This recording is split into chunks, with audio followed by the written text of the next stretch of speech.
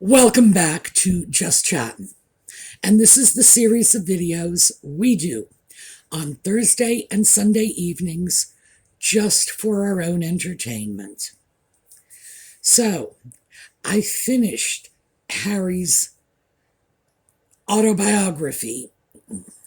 I have trouble even calling it a memoir, an autobiography. It is a work of highly disturbed fiction. It really is. If there is truth in this book, I'm having a really hard time finding it. Nevertheless, I'm done. I'm definitely in a state of complete PTSD, but we're going to move away from that for a moment. And when we come back, I'm going to talk to you about a few of the really appalling and glaring contradictions that emerged from this book and the extremely unsettling themes that came out, the very scary takeaways. So, when we come back.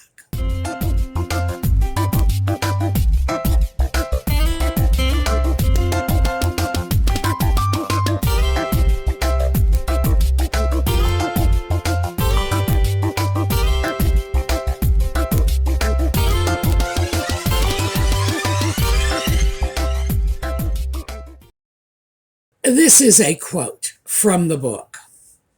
"My memory is my memory. It does what it does, gathers and curates what it sees fit, and there's just as much truth in what I remember and how I remember it as there is in so-called objective facts." Now, clearly, Harry did not write that sentence. He is simply intellectually incapable of writing that sentence. So his ghostwriter deserves some of the blame for this. But stop. No, that's not true. No, Harry, no, no, no. The truth, the objective truth, is not somehow only as valid as your fantasies. It's like, how can you even discuss something like this? Somebody who thinks that his reminiscences, no matter how flawed or how inaccurate, are just as valid, are equal to, are the same as the truth. They're not. This is not the truth. There's the truth, which is over here somewhere, and there's your crazy ramblings, which are far, far away.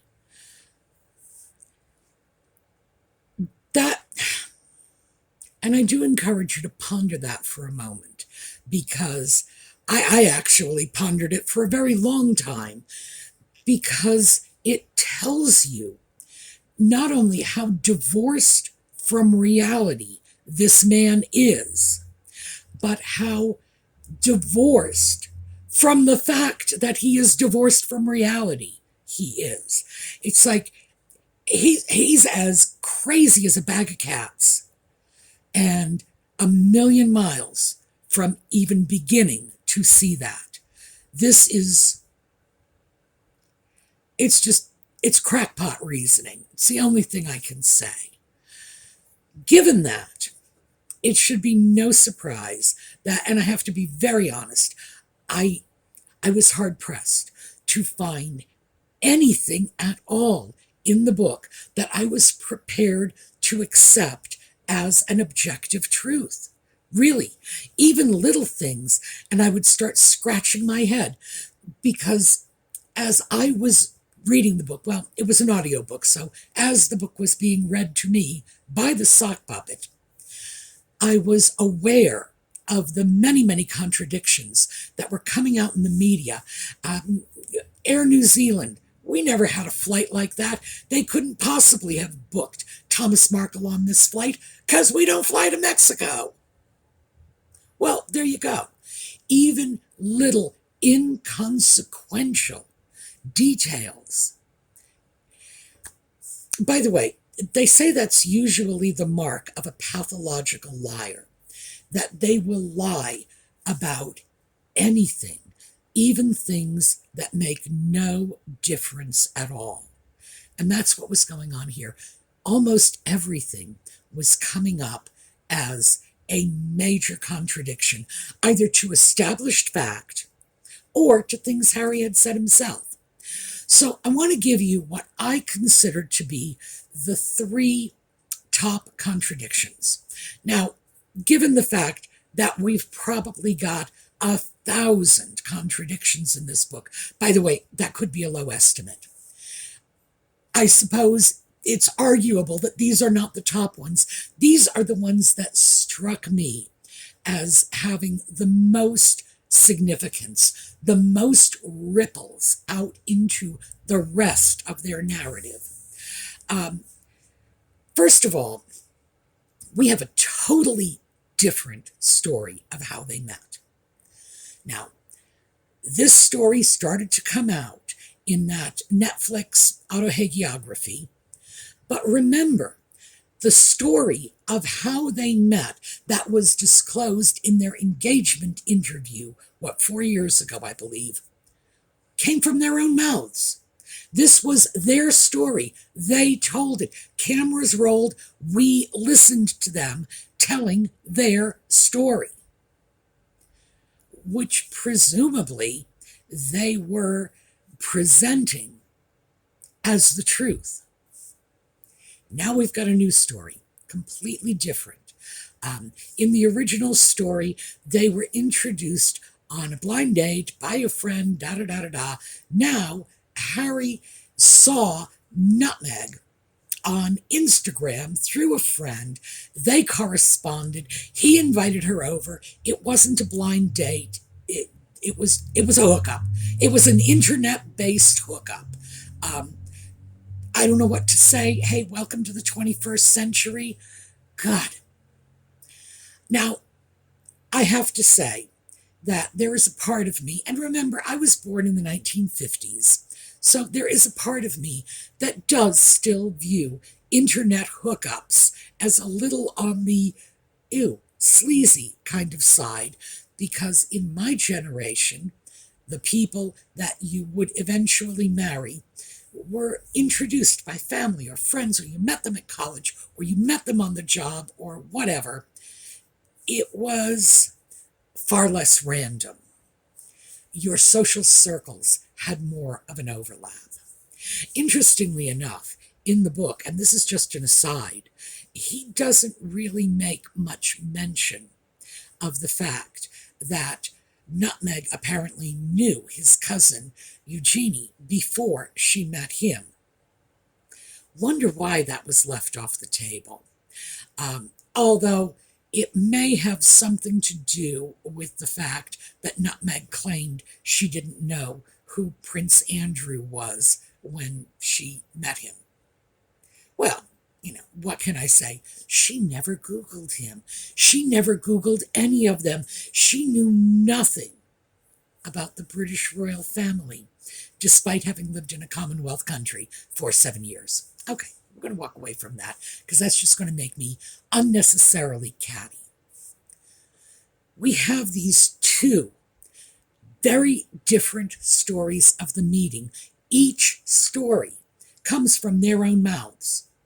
The problem with this is that means we know for an absolute fact that one of them is not true. One of them was a lie. Therefore, we know for an absolute fact, by the way, copious introduction to logic, I highly recommend it.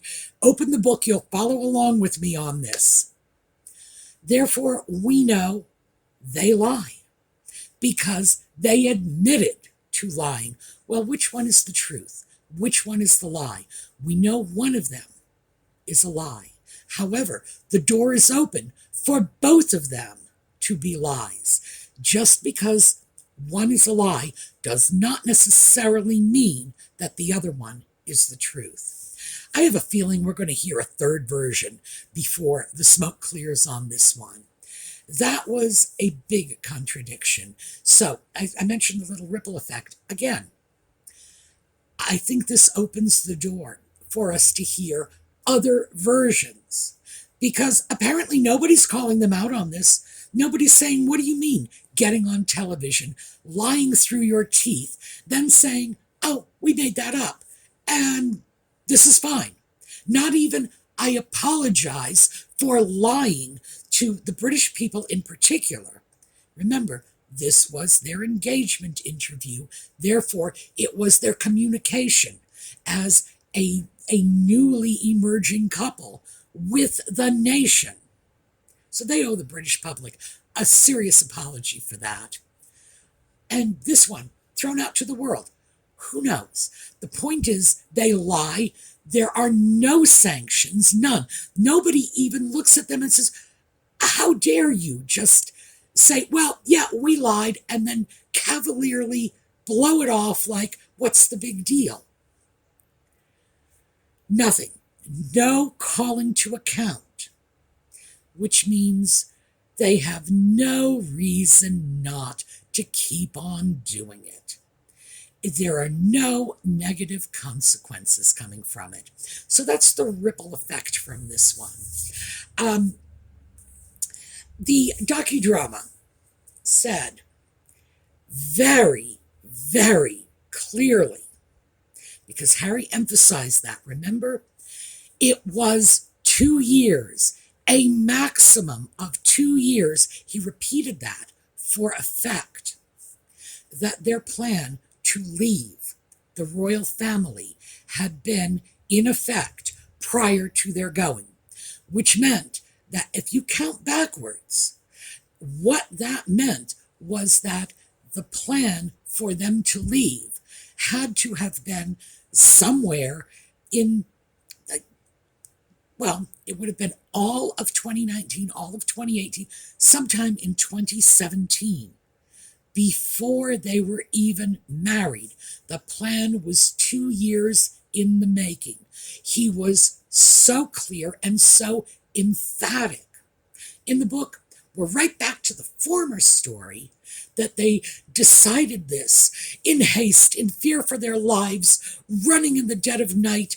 You know, I'm picturing that scene from Uncle Tom's Cabin, Eliza running through the snow, chased by slave catchers, running. By the way, it just occurred to me, I bet that was somehow the inspiration for this, poor Eliza running through the snow.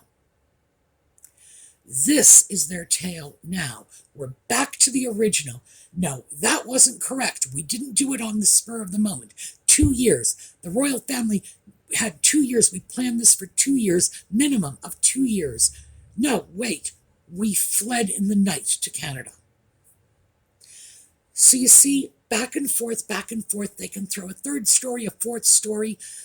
No one is saying, and they're being interviewed by people left and right, and no one is saying, explain these contradictions. No one is asking the hard questions. No, even the media is not calling them out. Oh, and we'll get to the media in a moment. But even the media is not calling them out the way they should over this. Third major contradiction, and I like this one, because remember in one of my earliest videos, I said I seriously doubted that Nutmeg ever had any genuine intent to harm herself. I was very clear about that. That video, I'll put a card to it. So yes, because I love being proven right. Well, now, in this memoir, Harry says that he was in therapy, and he talks about his therapy. He goes into detail of being on the therapist's couch and provides a timeline. He was in therapy before that period in which Nutmeg allegedly wanted to do herself in, and after, and referred back to it as having been in therapy for months. At the time that he had no idea how to get her help.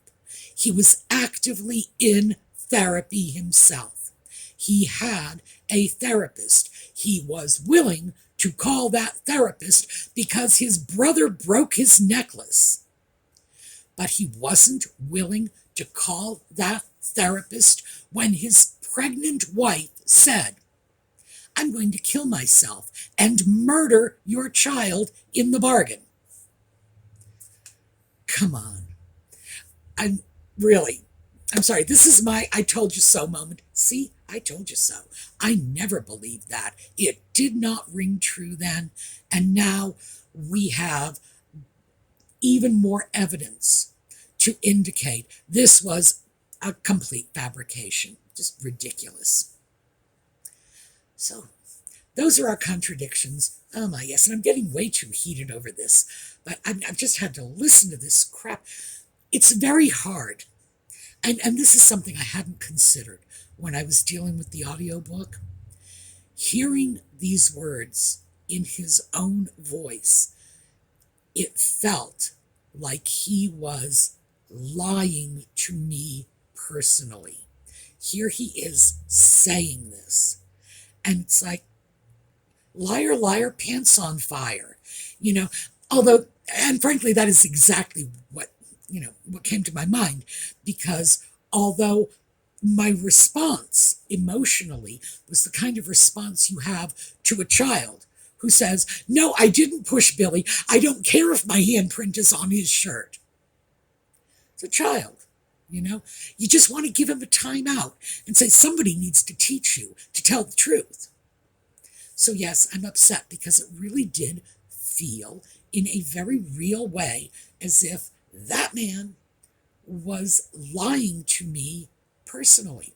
Now, I know that's irrational, and I know that I'm only feeling this way because I've just finished the book. In a day or two, that'll pass, but for the moment, I'm very angry with him. Liar, liar, pants on fire. Let me just tell you what the takeaways were on this, and I'm going to hit the big ones. 1, Harry has no regard for a free press. This is a person whose notion of how the press should be handled is the same notion they had in Soviet Russia in the days of Pravda. Well, I think Pravda's still out there, but the heyday of Pravda, let me say, the Cold War days, that the press, one newspaper, should be the outlet, the public relations outlet for the government. He expected the royal family, and they're not even like the real government, they're just, sort of the figurehead government. He expected the royal family to control the press, tell them what they could and could not print. Now, he's fine when they're printing flattering stories. Oh, then a free press is great. And he just speaks about how wonderful the publicity was after their Australian tour, how wonderful the publicity was after their South African tour. Remember, they were dancing in the streets. That's fine. But the minute there is any pushback from the press, then he wants them shut down. This is the mark of totalitarian dictators. The first thing they do is shut down the press. No, actually, the second thing. First thing they do is seize all the weapons. The second thing they do is shut down the free press. This is disturbing because this is a person whose thinking is in line with people like the Cold War era Soviets. They had a newspaper. They didn't have a free press, and that's what he wanted. And probably still does want. He wants a press that prints what the government tells them to print. And he made this so clear that the royal family should have been able to tell the press not to write this, to retract that story, tell this story instead. There's no other way to read that. This is a person with the mindset of a totalitarian dictator. Wildly dangerous. Number two, guess who is behind all of these press stories? And this kind of came as a shock to me. Camilla. He is blaming all of this bad press on Camilla leaking the stories. Now, he doesn't push the Camilla narrative as hard as he pushes the William narrative.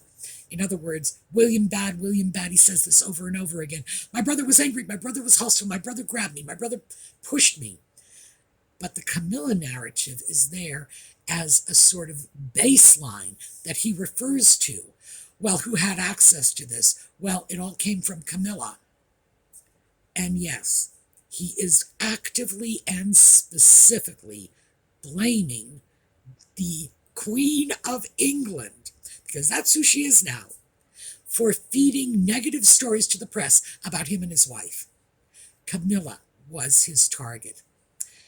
It's not surprising. It's really not surprising, because as we know, there's another part that's coming through in a moment.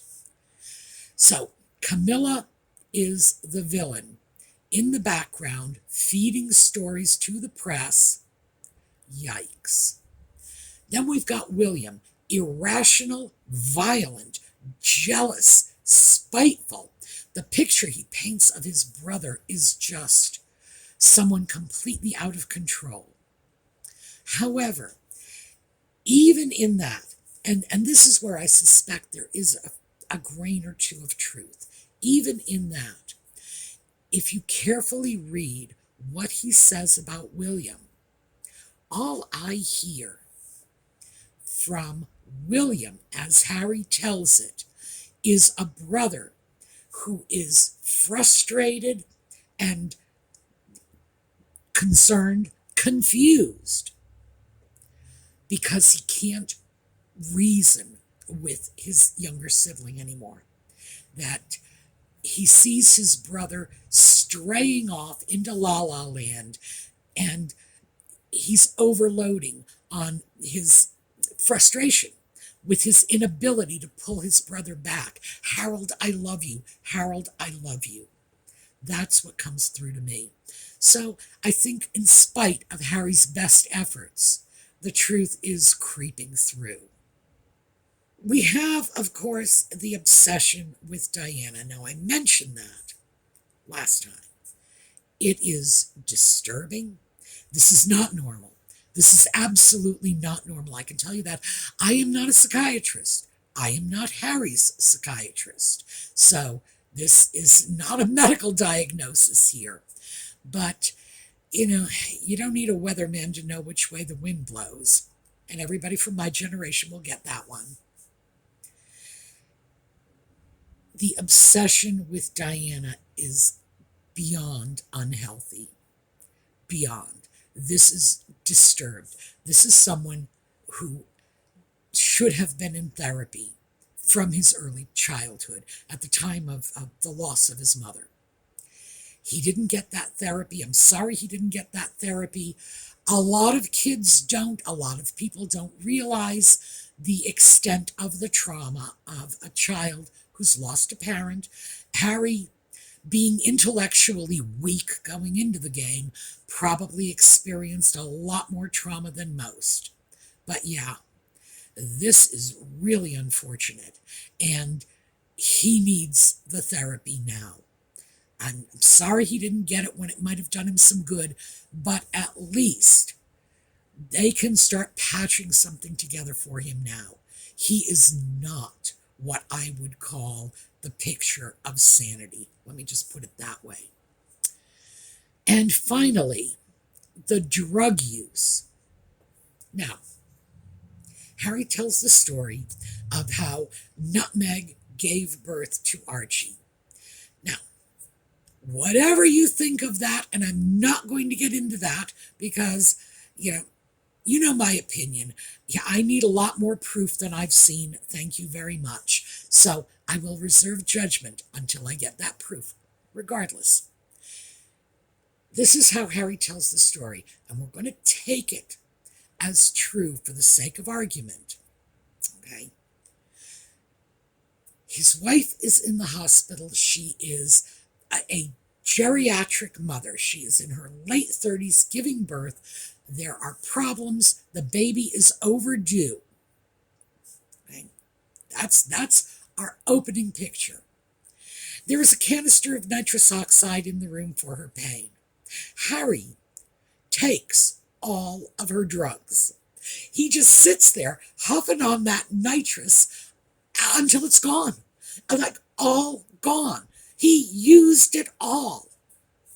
Okay, now, this is not a reference to my misspent youth. This is a reference to my very good early dental care. My dentist used nitrous oxide. It's not common for dentists to use it anymore, but remember, I was born in the 50s, so that was what was going on when I was young. My dentist, he was a fabulous dentist. He used nitrous oxide, so I have used nitrous oxide. I can't say I ever felt I was getting high from it because I didn't use it recreationally. It was enough of a painkiller so that I could have very serious dental work done with nothing but nitrous, and I am a real baby about dental pain. So I do know something about this. And all I can say is I've seen the canisters, and I know how loaded you can get on just a little. Imagine how problematic your drug use has to be for you to, according to Harry, sit in a hospital room while your geriatric pregnant wife, who's overdue and is waiting to give birth, and you're taking all of her nitrous. Yeah, just knock yourself out, babe. I'm just going to do all your pain meds. That is problematic drug use. That is crazy level drug use. That is just beyond irresponsible. And for him, it's a joke. He just laughed when the nurse came in. Oh, and the nurse laughed too. Well, what's she going to do? She going to call the cops? Frankly, shame on her. She should have called the police. Absolutely. She should have called the police and said, the Duke of Sussex stole drugs from this hospital and used them illegally in this patient's room.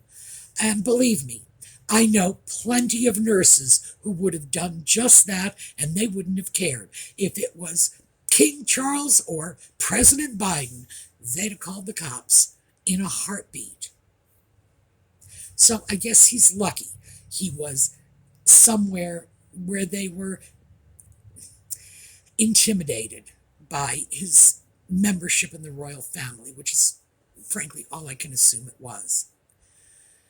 The man's drug use is seriously out of control. Out of control drug use is when you will take your pregnant wife's pain meds, use them recreationally, use all of them, leaving none for her. And that's pretty much the definition.